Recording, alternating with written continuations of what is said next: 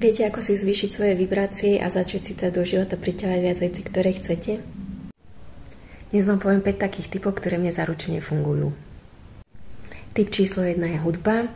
Môže to byť buď počúvanie, alebo spievanie si, buď teda v duchu, alebo náhlas, to už je na každom podľa toho, čo mu je príjemnejšie. Ale dôležité nie je to teda taká hudba, ktorá nám dodá nejakú pozitívnu energiu, chuť do života a nepočúvať nič, čo je depresívne. Pretože vlastne aj tie texty piesní, ktoré počúvame, nás nejakým spôsobom ovplyvňujú. Typ číslo 2 je príroda a myslím, že k tomu netreba ani nič vysvetľovať. A v podstate tá príroda z nás dokáže odobrať negatívnu energiu a dodať nám tú pozitívnu, takže za mňa určite odporúčam pobyt v prírode. Typ číslo 3 sú afirmácie. Afirmácie sú v podstate nejaké pozitívne vyjadrenia, ktorými si dokážeme preprogramovať našu myseľ.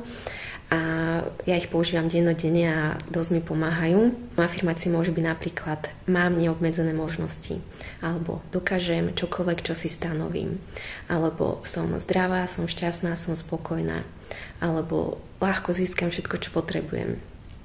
Je ich nespočetne veľa, môžete si ich vyhľadať, môžete ich počúvať, môžete si ich niekam napísať, alebo si ich teda opakovať mysli.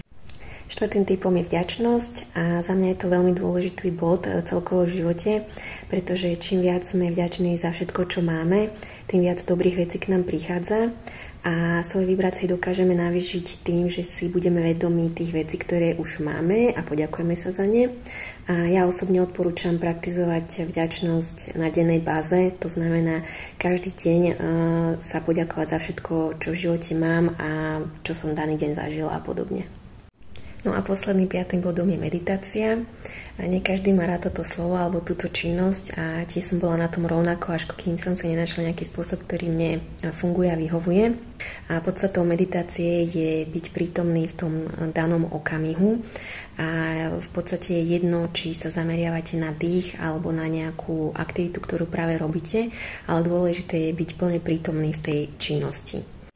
Takže toto bolo 5 mojich tipov, ako si zvýšiť svoju vibráciu a budem rada za nejakú vašu spätnú väzbu, ako to máte vy a čo funguje vám.